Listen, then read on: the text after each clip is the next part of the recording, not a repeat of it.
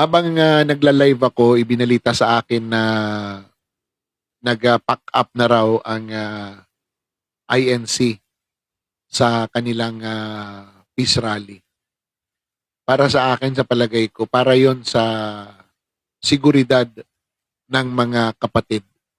Dahil sa revelasyon ni Senator Amy, sa tingin ko, magkakaroon ng repercussion yun. At ang unang tatargetin ay yung malaking crowd na yon sa Quirino. Kaya mas maganda na mas safety ang mga buhay ng mga kapatid. Para sa akin, yun tingin ko ganun. Ganun ang tingin ko.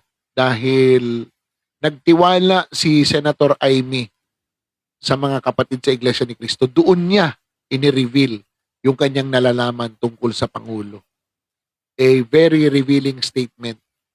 At syempre, magiging target na ang Iglesia ni Cristo dahil doon. So, para sa akin, no? Para sa akin, yung mga vlogger na nagsasabing, bakit tinapos no kaagad? Alam nyo, yung seguridad, kapakanan, at kaligtasan ng mga kapatid ay mas importante sa pamamahala kaysa sa ano paman. Tandaan nyo yan. Ha?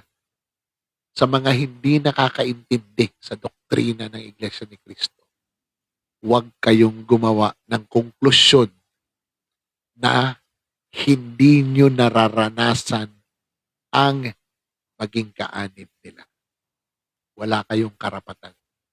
Kaya kung tapusin man nila yung kanilang peaceful rally ngayong gabi, kanila yun.